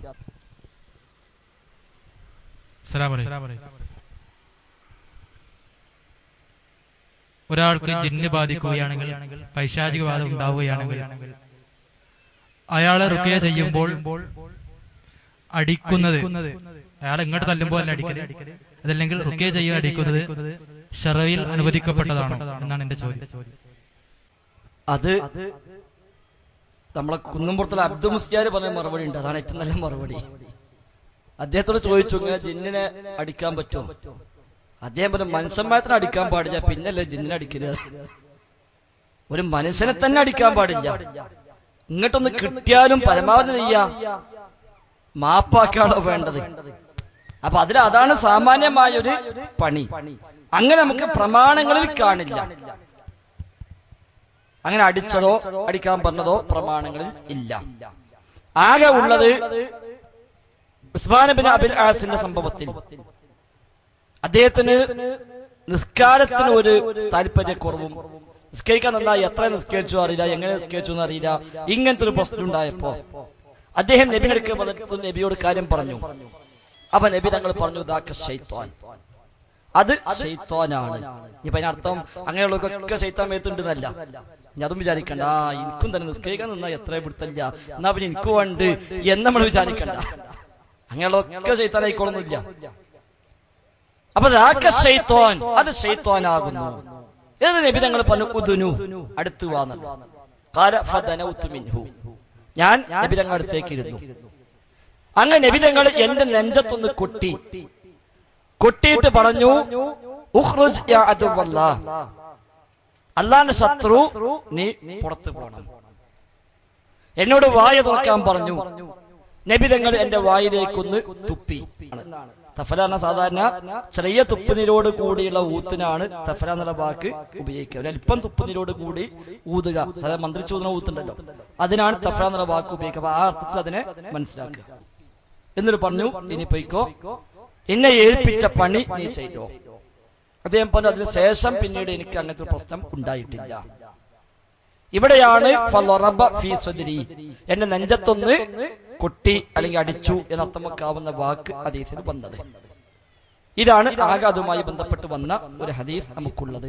അല്ലാത്ത ഒരു അടി പ്രമാണങ്ങളിൽ നമുക്ക് കാണാൻ കഴിയില്ല. റുഖിയുണ്ട്, മന്ത്രമുണ്ട്, ആ രംഗത്ത് പഠിപ്പിക്കപ്പെട്ട കാര്യങ്ങളുണ്ട്, അതൊക്കെ ചെയ്യാമെന്നല്ലാതെ മറ്റതിന് പ്രാമാണികമായി പിൻബലം ഇല്ല. പിന്നെ ചികിത്സയിൽ പ്രമാണം വേണോ വേണ്ടേ എന്ന ചർച്ച പിന്നെ ധാരാളമുണ്ട്. ഒരു ചികിത്സക്ക് പ്രമാണം ആവശ്യമുണ്ടോ ഇല്ലേ? നമ്മൾ പനിച്ചാൽ പാരസിറ്റമോൾ കുടിക്കും, അത് എഴുതുമ്പോൾ ഡോക്ടറോട് ചോദിക്കും, ഡോക്ടറെ ഇതിനിപ്പോ ഹദീസ് വല്ലതും ഉണ്ടോ എന്ന് നമ്മൾ ചോദിക്കില്ലല്ലോ. പരിക്ക് ഈ ഗുളികയാണ് എന്ന് നിങ്ങൾക്ക് ഇവിടുന്ന് കിട്ടി, അത് ഹദീസ് ഉണ്ടോ? അപ്പൊ ചികിത്സയിൽ ഒരു പ്രമാണം ആവശ്യമില്ലല്ലോ. ഒരാളിങ്ങനെ പോകുമ്പോ വെച്ച് കുത്തി വീണു, കാലുമ മുറിവായി, അയാൾ ഒരു കമ്മ്യൂണിസ്റ്റ് അപ്പന്റെ ഇരടുത്തിട്ട് അയാളെന്ന് ഒടിഞ്ഞിട്ട് അവിടെ വെച്ചു, കുറച്ച് കഴിഞ്ഞപ്പോ അയാൾ മുറി മാറി. ഇതിൽ ഹദീസ് ഉണ്ടോ എന്ന് ചോദിക്കോ? ഇല്ല. അയാൾ വേറെ ആള് പറഞ്ഞു മുറിവായാൽ ഇങ്ങനെ ചെയ്താൽ മതി, അതിനിപ്പോ ഏത് ഹദീസ തെളിവ് ചോദിക്കൂല. അപ്പൊ ചികിത്സക്ക് അനുഭവം മതി, എന്നാൽ റുഖിയ്യക്ക് അനുഭവം പോരാ. മന്ത്രം നബിയിൽ നിന്ന് കിട്ടണം, സ്വഹാബത്ത് ചെയ്തതാവണം. ഇത് കേവലം മന്ത്രമാണോ, ചികിത്സ കൂടി ഉൾപ്പെട്ടതല്ലേ? അതുകൊണ്ട് ആ ചികിത്സയുടെ ഒരു ഭാഗം എന്ന നിലയ്ക്ക് പ്രമാണത്തിൽ തന്നെ നിൽക്കേണ്ടതുണ്ടോ എന്നതൊക്കെ ചർച്ചകളുണ്ടെങ്കിലും ഏറ്റവും അവിടെ സ്വീകാര്യവും ഏറ്റവും നമുക്ക് സുരക്ഷിതമായ മാർഗം അള്ളാഹുവിന്റെ റസൂലും സ്വഹാബത്തും ഒക്കെ രംഗത്ത് എന്താണോ ചെയ്തത് അവിടെ തന്നെ നിൽക്കലാണ് ഏറ്റവും നമുക്ക് ഖൈറ് എന്ന് കൂടി സൂചിപ്പിക്കുകയാണ്, അവസാനിപ്പിക്കുകയാണ്. ഇവിടെ എഴുതി ഒറ്റൊന്നും കൂടി ഉള്ളത് സിഹറുമായി ബന്ധപ്പെട്ട വിഷയത്തിൽ KV അബ്ദുൽ ലത്തീഫ് മൗലവിയുടെ വാദം KNMന്റെ വാദത്തിന് വിപരീതമല്ലേ എന്നാണ്. ഇപ്പോ KVയോടാണ് ചോദിക്കേണ്ടത്, മൂപ്പര വാദം എന്താണുള്ളത് മൂപ്പരോടെ ചോദിക്കേണ്ടത്. ഞാൻ പറഞ്ഞാലും KV പറഞ്ഞാലും ആര് പറഞ്ഞാലും, നീ KNM പറഞ്ഞാലും KJU പറഞ്ഞാലും അള്ളാഹും റസൂലും ആ വിഷയത്തിൽ എന്ത് പഠിപ്പിച്ചോ അതിന് വിരുദ്ധം ആര് പറഞ്ഞാലും സ്വീകാര്യമല്ല. അതിന് വിരുദ്ധം ആര് പറഞ്ഞാലും സ്വീകാര്യമല്ല. അത് ഇന്ന ആള് മറ്റാള് എന്നൊന്നുമില്ല. അത് എനിക്കും ബാധകമാണ്, എല്ലാവർക്കും ബാധകമാണ്. അഹ്ലുസുന്നയുടെ പൊതുവായ നിലപാട് അത് വിശുദ്ധ ഖുർആനിലൂടെ തിരുസുന്നത്തിലൂടെ നമുക്ക് ലഭ്യമായിട്ടുണ്ട്. അത് നമ്മുടെ പണ്ഡിതന്മാരൊക്കെ നമുക്ക് വിശദീകരിച്ച് തന്നിട്ടുമുണ്ട്. അത് ഞാൻ നേരത്തെ പറഞ്ഞത് അമാനി മൗലവിയുടെ ഇസ്ലാമിക ജീവിതം എന്ന പുസ്തകത്തിന്റെ അവസാന അധ്യായം വിവിധ വിഷയങ്ങൾ എന്ന ആ അധ്യായം ഒന്ന് വായിച്ചാൽ പ്രമാണങ്ങളുടെ നിലപാട് ഈ വിഷയത്തിൽ എന്ത് എന്ന് കൃത്യമായി നമുക്കന്ന് മനസ്സിലാകും. പിന്നെ അതിലൊന്ന് തെറ്റിപ്പോയി ബുദ്ധിന്റെ കാരണവും ന്യായങ്ങളും യുക്തിയും പറഞ്ഞുകൊണ്ട് ഒരുത്തൻ നിഷേധിക്കുന്നുണ്ടെങ്കിൽ ഓന് അതിന് വിട്ടുപോകാം എന്നല്ലാതെ അതും ഇസ്ലാമുമായി യാതൊരു ബന്ധവുമില്ല. ഏറ്റവും അവസാനമായി ഈ സമ്മേളനത്തിൽ പോലും ലഭ്യമായ കേരള ജംഇയ്യത്തുൽ ഉലമയുടെ പേരിൽ പുറത്തിറങ്ങിയ ജിന്നി പിശാച് റുഖിയ ശർഇയ്യ എന്ന പുസ്തകത്തിൽ ഈ സിഹറുമായി ബന്ധപ്പെട്ട് വിശദമായി പരാമർശിച്ചിട്ടുണ്ട്. അതിൽ പറഞ്ഞു സിഹിറിന് യാഥാർത്ഥ്യമുണ്ട് എന്നാണ് അഹ്ലുസുന്നയുടെ തീരുമാനം, അത് നാം മുമ്പേ അംഗീകരിച്ചതാണ് എന്ന് അവിടെ പറഞ്ഞിട്ടുണ്ട്. അതാണ് വസ്തുത. അതിനപ്പുറം ആര് പറഞ്ഞാലും അത് വസ്തുതയ്ക്ക് നിരക്കാത്തതാണ് എന്നാണ് അതുമായി ബന്ധപ്പെട്ട് പറയാനുള്ളത്. ഏതായാലും അൽഹംദുലില്ലാഹ് നമ്മൾ വിഷയങ്ങൾ പഠിക്കുക, കാര്യങ്ങൾ കൃത്യമായി ചോദിച്ചും അറിഞ്ഞും അന്വേഷിച്ചും മാത്രമേ നമ്മൾ ഒരു വിഷയത്തിൽ ഇനി വിശ്വസിക്കേണ്ടതുള്ളൂ. ഓല് പറഞ്ഞു സർക്കുലർ വന്ന് നോട്ടീസ് വന്നു, മറ്റോ പറഞ്ഞു, ഓം പ്രസംഗിച്ചു എന്ന് പറഞ്ഞിട്ട് വിശ്വസിക്കേണ്ടതല്ല നമ്മൾ ആരും തന്നെ. അത്തരമൊരു കൂട്ടായ്മയായി നമ്മൾ ആരും മാറേണ്ടതും ഇല്ല. ഓലൊക്കെ ഇവിടെയാണ് എന്നാ ഞാനും ഇവിടെ, മറ്റൊരൊക്കെ അപ്പുറത്തെന്നാ ഞാനും അപ്പുറത്ത്, അങ്ങനെ അപ്പുറം നിൽക്കേണ്ടതല്ല ദീനീ വിഷയത്തിൽ. അങ്ങനത്തെ ഒരു അപ്പുറമില്ല ഇപ്പുറമില്ല. നേരെ മറിച്ച് പ്രമാണം എന്ത് പറഞ്ഞോ അതാണ് KNM, അതാണ് KJU, അതാണ് ISM, അതാണ് MSM, അതാണ് MJM. അല്ല അതൊന്ന് 3 അക്ഷരം മാത്രമല്ല ഈ സാധനം. KNM എന്നുള്ള വെറുതെ 3 അക്ഷരം, കെയർ ബാക്ക് എന്ന് പറഞ്ഞ മാതിരി വെറുതെ 2 വാക്കിട്ടുണ്ടാക്കിയതൊന്നുമല്ല. അത് വെറുതെ എന്തേന്ന് ഇടണ്ടപ്പെട്ടതാ. കെയർ രാജൻ പറഞ്ഞതാ, ഞാൻ വെറുതെ ഏതെങ്കിലും ഒരു പേരിടണ്ടേ. അപ്പൊ ഇങ്ങനെ ആലോചിച്ചപ്പോ എനിക്ക് തോന്നി കുഴപ്പമില്ല, ആറും കുഴപ്പമില്ല, അങ്ങനെ മൂപ്പര പേരിട്ടത് തന്നെ വേറൊന്നുമില്ല. അത് മൂപ്പര് പറഞ്ഞതന്നെയാണ്. അപ്പൊ അങ്ങനെ വെറുതെ ഇങ്ങനെ പാട്ടുണ്ടാക്കിയപ്പോ എന്താ ഉണ്ടാക്കുക, ഞങ്ങൾ തപ്പി പിടിച്ചാൽ ഒരു കെ ഉണ്ടായിക്കോട്ടെ, ഒരു എന്നും ഒരു എമ്മും ഉണ്ടായിക്കോട്ടെ എന്ന് പറഞ്ഞ് KNM ഇട്ടതല്ല. ഇതിൽ ആദർശത്തിന്റെ പേരിൽ രൂപപ്പെട്ടപ്പോൾ ആ ആദർശത്തെ തോന്നിപ്പിക്കുന്ന ആ പ്രവർത്തനങ്ങളെ പിന്നെ എടുത്തു കാണിക്കുന്നൊരു നാമം വേണം. അപ്പൊ ഹദീസിലുണ്ട് ഭാവിയിൽ ചില മനുഷ്യന്മാര് വരും, എല്ലാ പ്രവാചകന്മാരെയും പ്രബോധിതരിൽ പോലെ പ്രത്യേകത എന്താ, ചെയ്യാത്ത കാര്യം പറയും, കൽപ്പിക്കപ്പെടാത്ത കാര്യം ചെയ്യും. അത്തരം ഘട്ടങ്ങളിൽ ഫമൻ ജാഹദഹും ബിയദിഹി ഫഹുവ മുഅ്മിൻ, അവരോട് കൈകൊണ്ട് ആര് ജിഹാദ് ചെയ്തോ അവൻ മുഅ്മിനാണ്. നാവ് കൊണ്ട് ആര് ജിഹാദ് ചെയ്തോ അവൻ മുഅ്മിനാണ്. ഖൽബ് കൊണ്ട് ആര് ജിഹാദ് ചെയ്തോ അവനും മുഅ്മിനാണ്. ആ ഹദീസിൽ നിന്നാണ് മുജാഹിദ് എന്ന പദം നമ്മൾ സ്വീകരിച്ചത് എന്ന് ബഹുമാനായ കുഞ്ഞീദ് മദനി റഹിമഹുല്ലാഹ് പലപ്പോഴും പറയുന്നത് ഞാൻ കേട്ടിട്ടുണ്ട്. ആ ജിഹാദ് ചെയ്യുന്നവൻ അതാണ് മുജാഹിദ്. അത് മുതിർന്നവരൊക്കെ കൂടി ഇപ്പൊ നേതൃത്വത്തിൽ മുജാഹിദീൻ, ചെറുപ്പക്കാരെ പ്രത്യേകം കൂടി ഇപ്പോ ശുഭാളിൽ മുജാഹിദീൻ, വിദ്യാർത്ഥികൾ കൂടി ഇപ്പോഴാണ് MSM, സ്ത്രീകൾ കൂടി ഇപ്പൊ MJM, എല്ലായിടത്തും ഒരു M ഉണ്ട്. ആ M എന്താ, ഈ ആദർശമാണ്. KNM-നും ISM-നും MSM-നും MJM-നുമുള്ള ഒരു അവസാനത്തെ M ഉണ്ടല്ലോ, ആ M ഈ ജിഹാദിനെ കുറിക്കുന്നു, ഈ ആദർശത്തെ കുറിക്കുന്നു. അതുകൊണ്ട് ആ ജിഹാദും ആ ആദർശവും ആരെടുത്തുണ്ടോ ഓനാണ് KNM, ഓനാണ് ISM. അല്ലാതെ എത്രപ്പോഴും സ്വീകരിക്കേണ്ട അപ്പൊ ഞാനാ KNM എന്ന് പറഞ്ഞാൽ അത് KNM ആവൂല. അത് KNM-ന്റെ പേര് എഴുതിയ ഒരു പേപ്പറിന് എത്തുന്നുണ്ടെന്ന് പറയാന്നല്ലാതെ KNM-ഉം ISM-ഉം MSM-ഉം MJM ആവണോ, ഈ M ഉണ്ടാവണം, ഈ ആദർശം വേണം, ജിഹാദ് വേണം. അതുകൊണ്ട് ആ തലത്തിലെ നമ്മൾ നിൽക്കേണ്ടതുള്ളൂ. അല്ലാതെ നമ്മളാരും പക്ഷം ചേർന്ന് ഒപ്പം കൂടി നിൽക്കേണ്ട കാര്യമില്ല. കൃത്യമായി പ്രമാണം നമ്മൾ പഠിക്കുക. നമ്മൾ കൂട്ടായ്മയായി രൂപപ്പെട്ട് ആ കൂട്ടത്തിൽ നിന്നുകൊണ്ട് പരമാവധി ദീനു പഠിക്കുക. ഇത്തരം ക്യാമ്പുകളും ക്ലാസ്സുകളൊക്കെ നമ്മൾ ഉപയോഗപ്പെടുത്തി ദീനു പഠിച്ച് കൂട്ടമായി സ്വർഗത്തിലേക്ക് എത്താവുന്ന ഒരു സാഹചര്യം ഉണ്ടാകണം. സ്വർഗത്തിലേക്ക് പോകുന്ന, സ്വർഗം ലക്ഷ്യം വെക്കുന്ന ഒരു കൂട്ടായ്മ അവിടെ ഉണ്ട്. ആ കൂട്ടായ്മയിൽ ഞാനും ഉണ്ട് എന്ന് പറയാൻ ഈ ഒരു കൂട്ടായ്മയെ പറ്റി പറ്റുമോ? എങ്കിലേ നമ്മൾ ആ കൂട്ടായ്മയിൽ നിൽക്കേണ്ടതുള്ളൂ. അല്ലാതെ നമ്മൾ ആ ഒരു കൂട്ടായ്മയിൽ വെറുതെ ആളായി കൂടേണ്ട കാര്യമില്ല. അതുകൊണ്ടൊരു പ്രയോജനവുമില്ല എന്ന് കൂടി നമ്മൾ മനസ്സിലാക്കുക. അള്ളാഹു നമ്മയെല്ലാം അനുഗ്രഹിക്കുമാറാവട്ടെ. നമ്മൾ ആളുകൾക്കല്ല പ്രധാനം, കാര്യങ്ങൾക്കാണ് പ്രധാനം. നമ്മൾ അവിടെ നിന്നൊക്കെ ഇനി മാറേണ്ടതുണ്ട്. ഇന്ന ആൾ പ്രസംഗിക്കുന്നുണ്ട്, എന്നാ പോയി നോക്കുക എന്ന് ആളെ നോക്കിയിട്ട് പോണ പരിപാടിയല്ല. ഉമർ മൗലവി പറഞ്ഞപ്പോൾ ആളെ നോക്കണ്ട, കോള് നോക്കുക എന്ന് പറഞ്ഞിടത്താണ് ഇനി നമ്മൾ നിൽക്കേണ്ടത്. അതുകൊണ്ട് ദീൻ നമുക്ക് എവിടുന്ന് പഠിക്കാൻ കിട്ടോ അവിടെ നമ്മൾ ഉണ്ടാവണം. അത് എല്ലാ സ്ഥലത്തും. അല്ലാതെ ആളെ നോക്കി അവിടെ മറ്റാളാണ് മറ്റാളുണ്ട് എന്നാ അങ്ങോട്ട് പോവുക എന്ന് പറഞ്ഞ ആ അവസ്ഥയിൽ നിന്ന് നമ്മൾ മാറി ദീനിയായ ഒരു താല്പര്യത്തിലേക്ക് നമ്മൾ മടങ്ങണം എന്ന് കൂടി സൂചിപ്പിക്കുന്നു. ഈ വിവാദവിഷയമായി അനീഫ് കായക്കുടി പറഞ്ഞൊരു മറുപടിയാണ്, ചോദ്യത്തിന് മറുപടി ക്യാമ്പില്. പിന്നെ മാളത്തില് മൂത്രയിക്കാൻ പാടില്ല, അവര് എല്ലുമിന് മൂത്രയിക്കാൻ പാടില്ല. അവിടെ വാസ്തവ ജിന്റെ വാസ്തവമാണ്. അപ്പൊ ജിന്ന് ഭൗതികജീവി ചോദിച്ചു. അപ്പോ കായക്കുടി പറഞ്ഞത് ഭൗതിക ലോകത്ത് ജീവിക്കുന്ന അബോധിജീവിയാണ് ഇതിനെ പറ്റി. അങ്ങനെ ഭൗതികം നേരത്തെ പറഞ്ഞ പോലെ ഭൗതികം അഭൗതികം ഒരു ആപേക്ഷികമായ പദപ്രയോഗമാണ്. മനുഷ്യനെ അപേക്ഷിച്ച് അതൊക്കെ അഭൗതികം എന്ന് പറയാം. അതിപ്പോ ജിന്നു മലക്കും മാത്രം മറ്റു പലതും ഉണ്ടാവും. അങ്ങനെ ആപേക്ഷികമായി അദൃശ്യമായത് അജ്ഞാനമായത് എന്ന അർത്ഥത്തിൽ പലതിനെ കുറിച്ചും പറയാം. ശിർക്കും തൗഹീദും വേർതിരിക്കുന്നിടത്തുള്ള അഭൗതികതം കാര്യകാരണ ബന്ധത്തിന് അപ്പുറം ഇപ്പുറം എന്നാണ്. ആ അർത്ഥത്തിൽ ജിന്നും അഭൗതികമല്ല, മലക്കും അഭൗതികമല്ല, മനുഷ്യനും അഭൗതികമല്ല. ശിർക്കും തൗഹീദും വേർതിരിക്കുന്ന അഭൗതികത എന്ന് പറഞ്ഞാൽ കാര്യകാരണ ബന്ധങ്ങൾക്ക് അപ്പുറമായ കഴിവുകൾ. അത് റബ്ബിന് മാത്രമേ ഉള്ളൂ, ഒരു പടപ്പിനും ഇല്ല. മറ്റേ അഭൗതിക എന്ന പദം തന്നെ ഉപയോഗിക്കാൻ പാടില്ല എന്നോ ആ പേര് പറഞ്ഞുകൂടാ എന്നോ ഒന്നും അതിനർത്ഥമില്ല. അള്ളാഹു അനുഗ്രഹിക്കട്ടെ. അസ്സലാമു അലൈക്കും.